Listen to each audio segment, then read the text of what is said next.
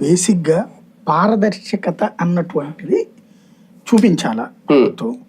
ఇప్పుడు అంతా ఆన్లైన్లోనే ఓపెన్గా చూపించేటటువంటిది ఎందుకు తేడా వచ్చిందో తెలియదు.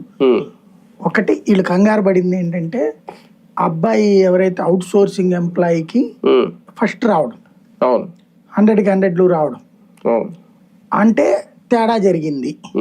ఇప్పుడు మోడీకి ఇట్లాంటిది మేనేజ్ చేయడం రాదు, పైగా సిబిఐ ద్వారా ఇంకో 4 లోపల వేపిస్తాడు.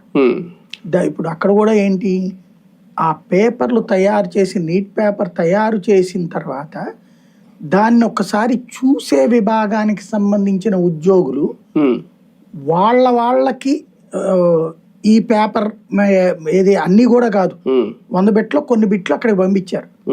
కొంతమందికి ఇంపార్టెంట్ క్వశ్చన్స్ అన్న పేరుతో వీళ్ళే క్లాస్ తీసుకుని డబ్బులు తీసుకుని చేశారు. అదేం మోడీతో సంబంధం ఏముండదు. కానీ ఆ విధమైన చేస్తే సిబిఐ దర్యాప్తు చేస్తున్నారు. ఇక్కడ వచ్చేటప్పటికి ఆ వ్యక్తి ఎట్లాగా అంటే అనుమతి తీసుకోలేదు కాబట్టి, రూల్స్ ప్రకారం అనుమతి తీసుకోలేదు కాబట్టి అతని పక్కన పెట్టామని చెప్తున్నాడు. అతను కోర్టుకు వెళ్ళాడు, నేను చట్టబద్ధంగా రాశానని చెప్పి అతనికి ఉద్యోగం ఇవ్వమని కోర్టు చెప్పింది, హైకోర్టు. ఇప్పుడు రేపు సుప్రీంకోర్టుకి వెళ్తే ఏమవుతుంది, దాని మీద సుప్రీంకోర్టుకి వీళ్ళు అప్పీల్కి వెళ్ళాలా, వెళ్తే ఏమవుతుంది?